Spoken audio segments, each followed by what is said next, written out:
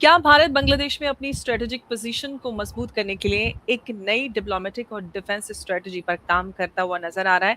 क्या शेख हसीना की जो वापसी है और उसकी चर्चा जो शुरू हुई है वो और साथ ही जो दूसरा डेवलपमेंट है, इंडियन एयरफोर्स के चीफ वियतनाम दौरे पर हैं, इन दोनों खबरों को अलग-अलग खबरें मानकर देखें या फिर ये कहें कि इंडियन जो पैसिफिक है, इंडो पैसिफिक उसमें चाइना के बढ़ते हुए प्रभाव को भारत क्या एक कोऑर्डिनेटर आंसर दे रहा है? और सबसे बड़ा सवाल ये है कि क्या भारत अब सिर्फ रिएक्ट नहीं बल्कि एक प्रोएक्टिव अपना स्ट्रेटेजिक नेबरहुड जो है वो शेप अप कर रहा है। नमस्कार दोस्तों, मैं हूं अंबर जैदी और आज हम बात करेंगे दो ऐसे डेवलपमेंट्स पर जो देखने में तो आपको अलग-अलग नजर आते हैं, लेकिन जो जियोपॉलिटिक्स है उसमें कहीं न कहीं उनके जो लिंक्स हैं आपस में जुड़ते हुए नजर आते हैं।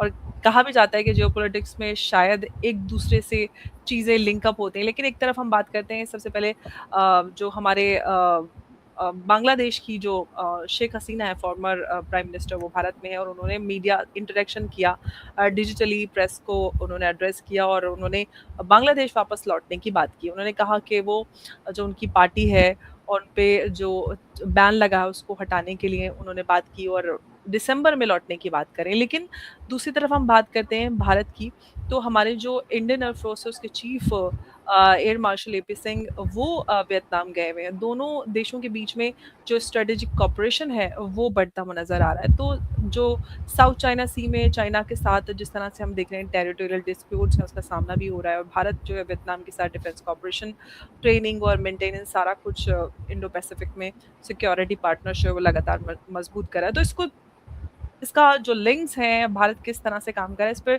विस्तार से हम बात करेंगे और इस बात करने के लिए मेरे साथ काफ़ी समय बाद मौजूद हैं कर्नल मयंक चौबे। सर, बहुत-बहुत स्वागत है आपका। जय हिंद, नमस्कार। बहुत बहुत धन्यवाद अंबर जी। जय हिंद। और जय हिंद सर। जी, तो जी, आज सर हम सबसे डिस्कस पहले करने वाले तो हैं। जी, जी जी बिल्कुल। जी बिल्कुल। सर 2 अब मुद्दे आपको दिए हैं और दोनों का जो अर्थ है ऑफ कोर्स वो आप बेहतर समझा पाएँगे जो मेरे सवाल हैं। तो शुरू करते हैं सर।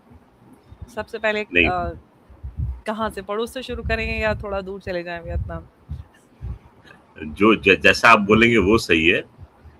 जी, चलिए पड़ोस से शुरू करते हैं, पास से जी, फिर दूर की ओर जाते हैं।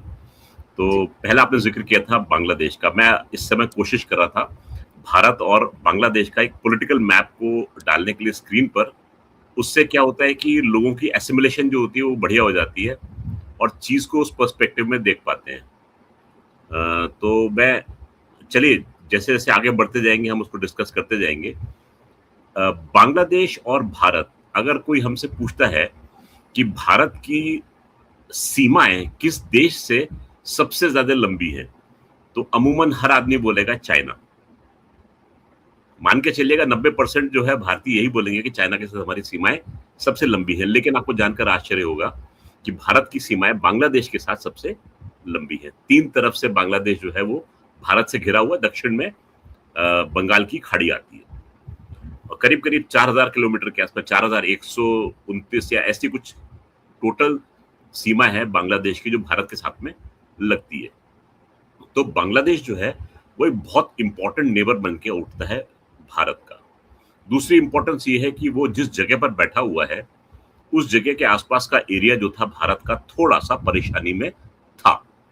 अब मैं आपको था इसलिए बोल रहा हूँ क्योंकि अब जो है वो चीज़ें सुधार दी गई हैं चारों तरफ से। अगर हम देखेंगे रेड कॉरिडोर, एक समय 180 के आसपास डिस्ट्रिक्ट उसमें अफेक्टेड थे। आज बिल्कुल नक्सलवादी प्रॉब्लम से हमने निजात पा ली है।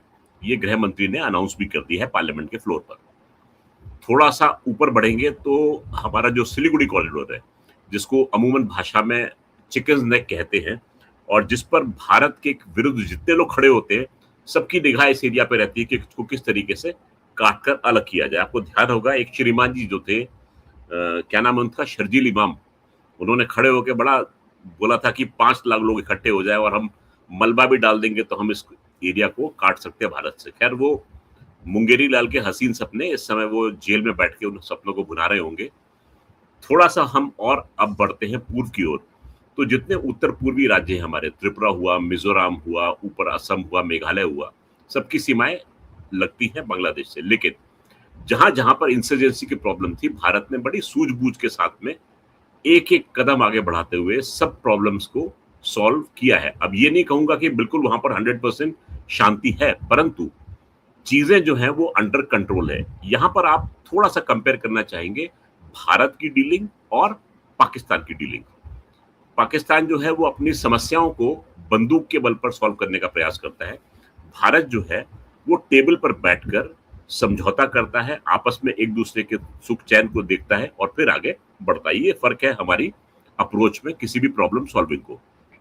अब आते हैं बांग्लादेश के साथ में समस्या क्या हुई और कहाँ पर प्रॉब्लम खड़ी होती है।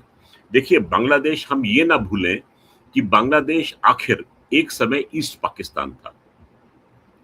ये तो वो हुआ कि ईस्ट पाकिस्तान बनना, यानी कि जो लोग बांग्लादेश में गए थे, उनकी चाह थी कि वो भारत से अलहदा हो जाएँ वो तो और वो सर एक शेख अलग। हसीना ने प्रेस कॉन्फ्रेंस में रोते हुए भी कहा कि वो बांग्लादेश नहीं है जिसके लिए कुर्बानियाँ दी गई थी। जी।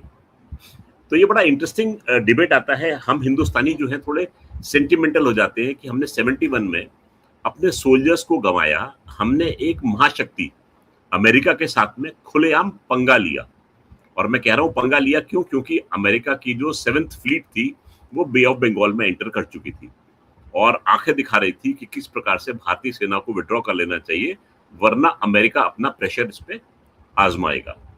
तो हमने एक तरीके से एक सुपर पावर को हमने टक्कर दी। हमने बांग्लादेश को आज़ाद कराया। अपना जान से लोगों ने हाथ धो बैठे।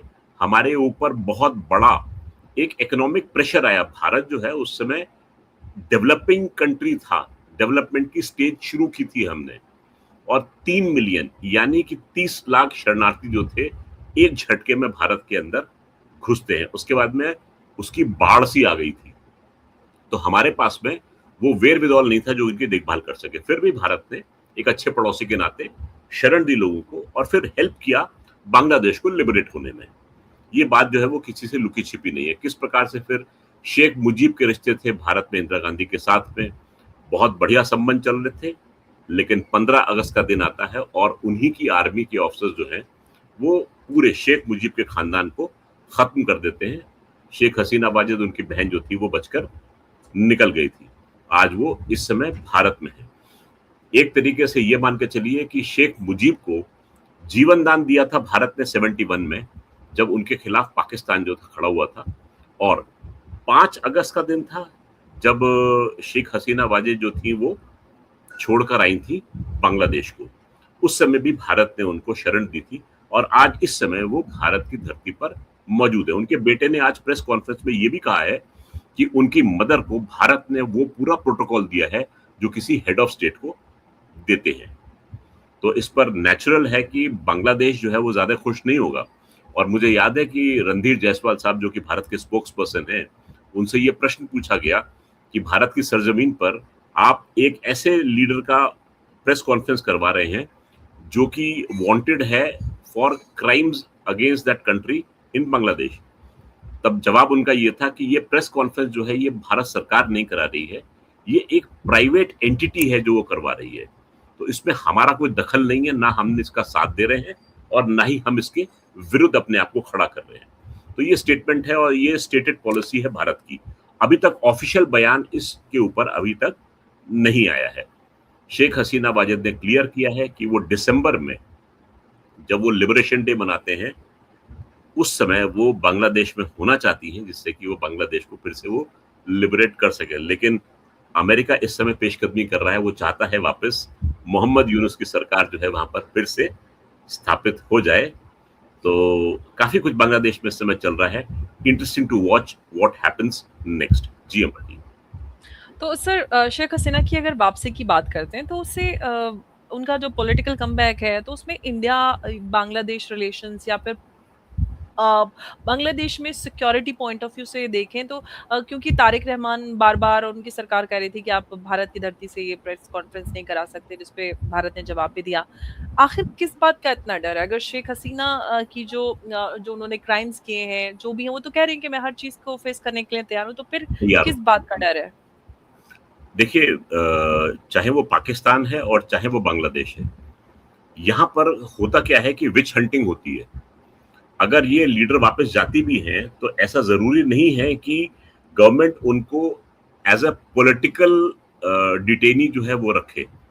ये भी हो सकता है कि उनके खिलाफ ऐसा एक्शन ले या ऐसा केस बनाए जिसमें उनको अपने प्राणों से भी हाथ धोना हो सकता है।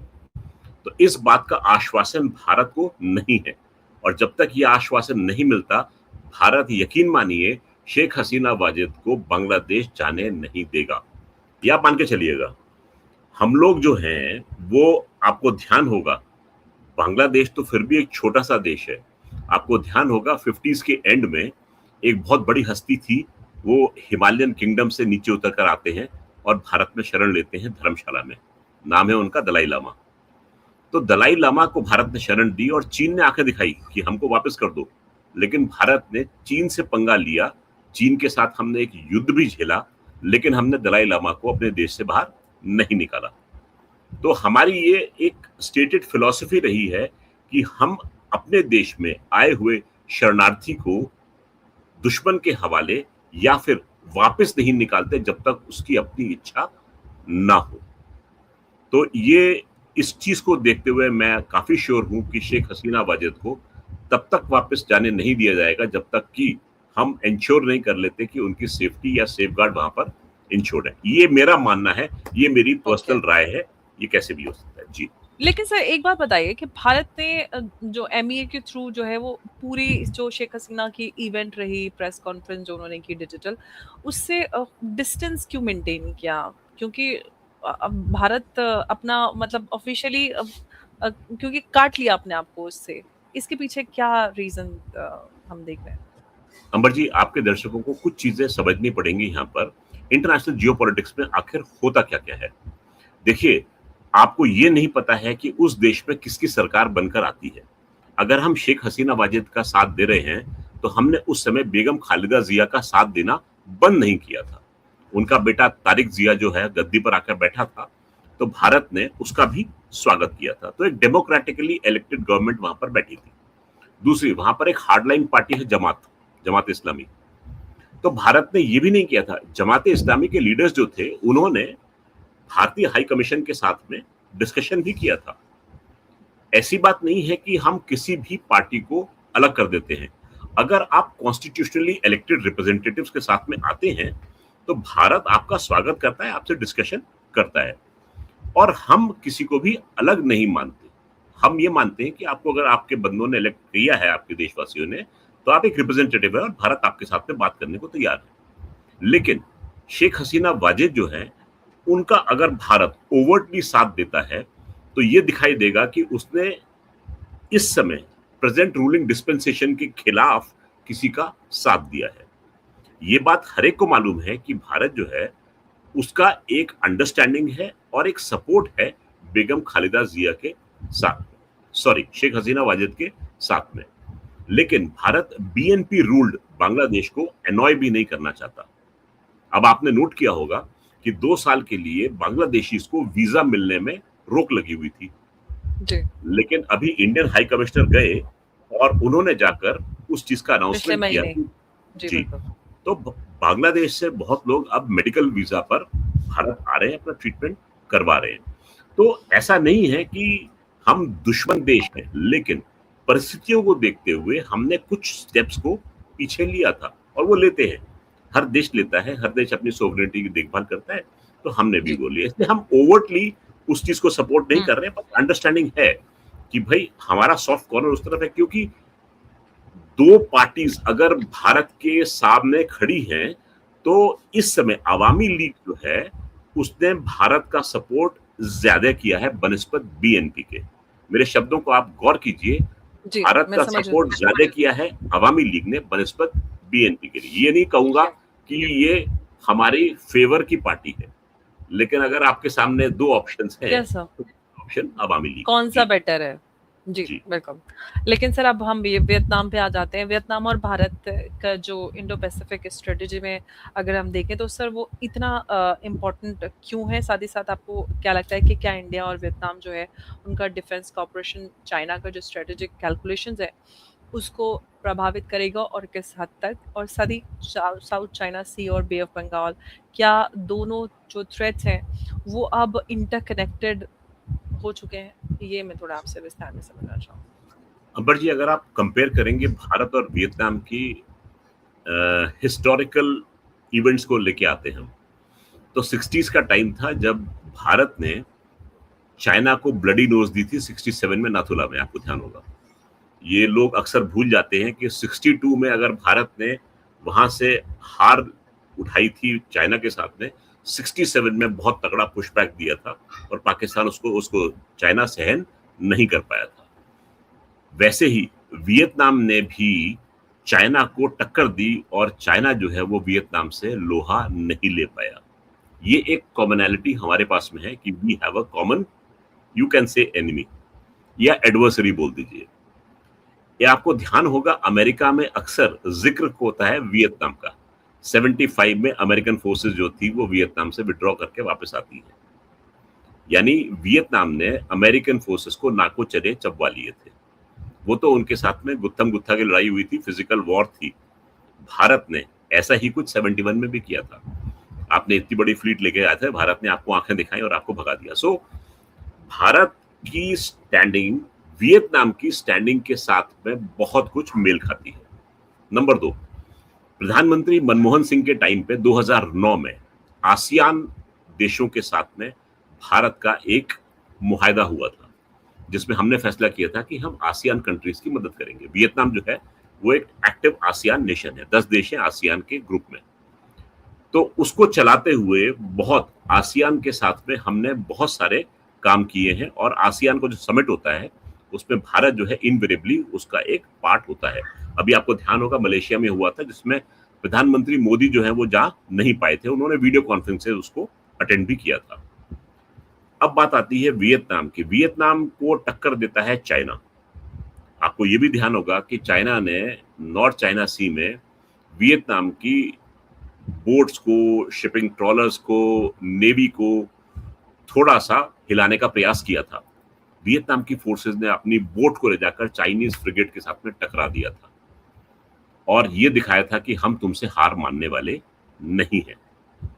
नंबर 2, आसियान देशों में इंडोनेशिया, फिलीपींस और वियतनाम, ये 3 देश ऐसे हैं जिनके साथ में ये कहा जा रहा है कि भारत ब्रह्मोस मिसाइल की डील जो है वो नेगोशिएट कर रहा है। फिलीपींस के साथ में तो हम उसको हैंडओवर करने की स्थिति में है। इंडोनेशिया और वियतनाम के साथ में कह रहे हैं ये डिस्कशंस ऑन है, लेकिन हमने उसको रिवील नहीं किया है। हमने एक प्रेजेंटेशन मैंने बनाई थी आपके दर्शकों के लिए, अगर आप इंटरेस्टेड हैं तो उसको आप पुल अप कर सकते हैं कि हमारा मिलिट्री कोऑपरेशन जो है वियतनाम के साथ में कैसे आगे मैं तो सब वेट कर रही थी कि इस पे सब बात की जाए विस्तारपूर्वक। जी, जी। तो इससे होता क्या है कि दर्शक जो है वो कंसंट्रेट कर पाते हैं कि आखिर हम क्या बात कर रहे हैं। तो हमें ज्यादा इस पे सोचना नहीं पड़ता। देखिए 2000 में डिफेंस कोऑपरेशन का एक एग्रीमेंट होता है जिसमें कि इंस्टीट्यूशनल डिफेंस डायलॉग होते हैं, यानी कि आपके प्रॉपर लेड डाउन तरीके से आप 2 फरीक जो है आपस में टेबल टॉक्स करते हैं डिफेंस के मामलों में। ट्रेनिंग और मिलिट्री एक्सचेंजेस की बात होती है। थोड़ा इससे आगे बढ़ेंगे फिर जाएंगे, क्लैरिटी आएगी कि आगे होता क्या है। 2014 में आपको ध्यान है कि सत्ता परिवर्तन होता है भारत में और भारत की पॉलिसी पहले थी लुक ईस्ट की। लुक ईस्ट की पॉलिसी को हम अपग्रेड करते हैं and it becomes act east policy. तो एक्ट ईस्ट पॉलिसी के तहत 2015 से 2020 के बीच में रोड मैप निश्चित किया जाता है भारत और वियतनाम के संबंधों को किस प्रकार से और प्रगाढ़ बनाया जाएगा। और नेक्स्ट रोड मैप आता है 2022 से 30 का। इन रोड मैप्स में हम डिस्कस करते हैं मैरिटाइम सिक्योरिटी। तो मैरिटाइम सिक्योरिटी के अंदर में जहां तक मेरा अनुमान है ब्रह्मोस का जो नेवल वर्जन है उसके बारे में बातचीत चल रही है। साइबर सिक्योरिटी, डिफेंस टेक्नोलॉजी और यूएन पीस कीपिंग के ऊपर भी जॉइंट विजन स्टेटमेंट्स जो है वो इशू किए जाते हैं। अच्छा, उसके बाद में सन 2022 में हमारा एक म्यूचुअल लॉजिस्टिक सपोर्ट होता है। आपको ध्यान होगा भारत का ऐसा ही एक सपोर्ट यूएसए के साथ में भी है, जिसमें हम एक दूसरे की लॉजिस्टिक फैसिलिटीज को एक्सेस कर सकते हैं। अगर आपका शिप आ रहा है तो वो भारतीय बंदरगाह में डॉक कर सकता है, वहां पर सर्विसिंग हो सकती है, रिफ्यूल हो सकता है और लॉजिस्टिकली उसकी देखभाल हो सकती है और फिर वो आगे बढ़ सकता है। ये होता क्या है कि इससे भारत की नेवी जो है उसकी पहुंच जो है वो बहुत दूर तक बढ़ जाती है और हम साउथ चाइना सी तक अपनी नेवी को यूज कर सकते हैं। इसकी ताकत का आपको अनुमान तब लगेगा कि इंडोनेशिया के पास में एक जगह है, उसको कहते हैं मलाक्का स्ट्रेट। मलाक्का स्ट्रेट जो है, वो एक तरीके का चोक पॉइंट है चाइना के लिए। चाइना का 80% जो एनर्जी है, वो वहीं से पास होती है और उसके पास में कोई और दूसरा रूट है नहीं उसको ले जाने का फिलहाल। तो मेरा मानना ये है कि 2020 में जब गलवान की स्थिति बनी थी, तो चाइना ने हमारे ऊपर हावी होने का प्रयास किया था। हमारे 20 जांबाज़ों ने अपने प्राणों की आहुति दी थी। चाइना का कितना लॉस था अभी तक उन्होंने रिवील नहीं किया है। लेकिन हमने क्या किया था, जैसे कि होता है कि दुम पर हमने पैर रखा था। देखिए, गर्दन चाइना की हमने ऊपर से पकड़ी और पैर रखा दुम पे, और दुम कहाँ थी? साउथ में मलाक्का स्ट्रेट पे। तो ऐसा नहीं है कि भारत की केवल आर्मी जो थी वो जूझ रही थी, भारत की नेवी जो थी वो यहाँ पर एक्ट कर रही थी। और इस नेवी को सुदृढ़ करने के लिए आपको ध्यान होगा कि निकोबार द्वीप समूह में भी कुछ कार्रवाई चल रही है। उसका पुरजोर विरोध हो रहा है और उस विरोध होने का कारण अब आपकी समझ में आ भी रहा होगा। अगली स्लाइड पे जाते हैं अब हम। भारत ने $600 मिलियन का defence line of credit Vietnam को प्लेज किया है। इसके अंदर में क्या-क्या आता है वो हम डिस्कस कर सकते हैं मोटे-मोटे तौर पे, जैसे हाई स्पीड पेट्रोल बोट्स की होगा, डिफेंस मैन्युफैक्चरिंग कोऑपरेशन होगा और पोटेंशियल फ्यूचर एक्सपोर्ट्स होगा। पोटेंशियल फ्यूचर एक्सपोर्ट्स में ब्रह्मोस शामिल है कि नहीं है, इसका हम अभी कुछ कह नहीं सकते। लेकिन बहुत हद तक चाइना के मन में भय है कि भारत और वियतनाम का हाथ मिलाना चाइना के लिए परेशानी का सबब बनता है। जी अमर जी, हमने इन सब चीजों के ऊपर भी मुहायदे किए हैं और इस पर आगे बढ़ने का हमने एक प्रण लिया है। आप नोट करेंगे इन सब चीजों में नेवी जो है वो बहुत हद तक प्रधान है और रीजन भी वही है कि अगर आप उस क्षेत्र को देखेंगे तो वहां पर नेवी का बहुत ज्यादा बोलबाला है, इंपॉर्टेंस उसकी ज्यादा बनती है। तो भारत ने इस तरीके से वियतनाम को स्ट्रेंथन करने के लिए कुछ कदम ये बढ़ाए हैं। बिल्कुल। सर, मैं आपसे एक सवाल और पूछना चाहती हूँ कि जी क्या जी जो भारत है, वो जी आपने एक्ट ईस्ट पॉलिसी की बात की थी। जी जी नेबरहुड फर्स्ट और जो एक्ट ईस्ट पॉलिसी है, वो दोनों एक साथ एग्ज़ीक्यूट कर रहे हैं क्या? जिस तरह बिल्कुल से 100 हम ये डेवलपमेंट्स देख रहे हैं। बिल्कुल, बिल्कुल, बिल्कुल 100% हमने खुद अपने शो में नेबरहुड फर्स्ट को पहले लिया था। हुँ, बांग्लादेश हुँ। हमने पहले ज़िक्र किया और उसके यस बाद सर। में फिर हम एक्ट ईस्ट पर गए थे। जी। तो ये भारत की पॉलिसी है। आपको ध्यान होगा प्रधानमंत्री मोदी जी अपनी 2014 में जब उनकी स्वेरिंग इन हुई थी, तो Nepal was high on the agenda. Bhutan का उन्होंने किया था। सार्क कंट्रीज़ के उन्होंने हेड्स ऑफ स्टेट्स को इनवाइट किया था अपनी स्वेरिंग इन पर। So that was a signal to the world कि हम अपने नेबरहुड को अपने साथ रखकर आगे बढ़ना चाहते हैं। ये बड़ा कॉमन है किसी भी देश के पड़ोस में अगर कोई बड़ा देश होता है, तो उससे छोटे देश जो है, उससे थोड़ा-सा भय खाते हैं। यूएसए के साथ में मेक्सिको आपके सामने एक बड़ा एग्ज़ाम्पल मौजूद है। उसी प्रकार से भारत के साथ में मालदीव्स हुआ, श्रीलंका हुआ, नेपाल हुआ, बांग्लादेश हुआ, इनके मन में भी रहता है कि भारत जो है वो बिग ब्रदर वाली पॉलिसी अपनाएगा। मुझे ध्यान नहीं आ रहा इस समय मोदी जी ने अभी करीब 2 महीना पहले एक टर्मिनोलॉजी दी थी। ही सेड कि we don't want to be big brothers, we want to be something. मेरे को ध्यान से उतर रहा है। अगर आपके दर्शक गाइड कर सकते हैं तो वो ज़रूर लिखना चाहेंगे कि क्या था। वो मेरे बिल्कुल ज़हन से उतर रहा है। बट उन्होंने बड़ा अच्छा एक टर्म दिया था कि हम जो है आपका आई एम सॉरी मैं भूल रहा हूँ उस चीज़ को। जी सर, जी। आप सही बोल रहे हैं बट मुझे भी ध्यान नहीं आ रहा सब मोदी जी का एक स्टेटमेंट आया था। जी। तो अब आप देखेंगे कि जिस प्रकार से भारत ने अपनी ईस्टर्न साइड को संभाला है, हमने ये भी किया है कि हमारा पूरा through and through road network जो है वो इस इलाके में फैल जाए। भारतीय टूरिस्ट के लिए Vietnam is becoming a very very sought after destination. तो आप देखेंगे कि जब दो देशों के संबंध आपस में सुधरते हैं, तो टूरिज्म जो होता है वो भी अपनी जगह पर आता है, अपनी जगह बनाता है। तो इन सब चीज़ों को देखते हुए भारत के अपने इंटरेस्ट हैं इस एरिया में और हम जो हैं नेचुरली हम कैपेसिटी बिल्डिंग में विश्वास रखते हैं। हमारे पास डीप पॉकेट्स नहीं है, तो हम अगले देश की मदद करते हैं, उसको हेल्प करके आगे बढ़ते हैं और नेचुरली उस आगे बढ़ने में हमारा हित भी शामिल होता है। जी अमर। ऑफ कोर्स सर, अपना खुद का नेशनल इंटरेस्ट तो पहले ही होता है सबसे। लेकिन सर एक बात तो ये है कि यहाँ पर क्या अब इस पॉइंट पे हम ये कह सकते हैं कि भारत जो है वो पहली बार इस पोजीशन में आ चुका है कि वो अपनी स्ट्रेटेजिक नेबरहुड जो है वो शेप करने की पोजीशन में पहुंच चुका है।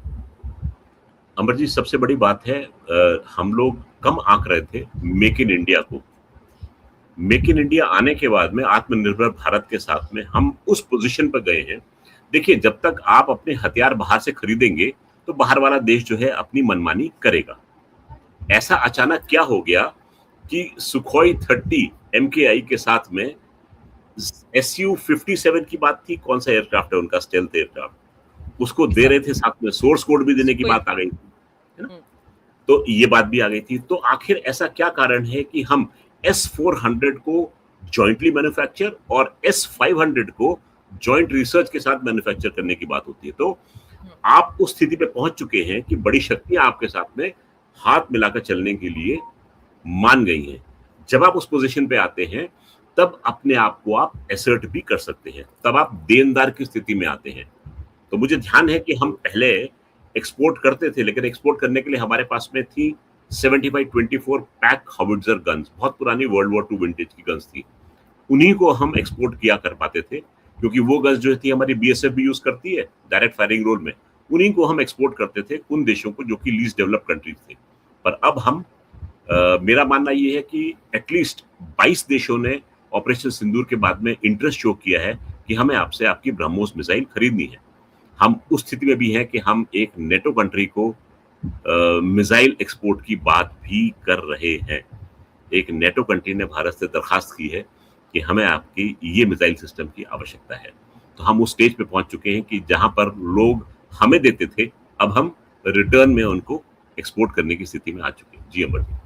बिल्कुल, तो आज की जो जियोपॉलिटिक्स है वो सर ये तो कह सकते हैं कि सिर्फ बॉर्डर की नहीं रही, अब तो पार्टनरशिप काफ़ी इम्पोर्टेंट हो गया।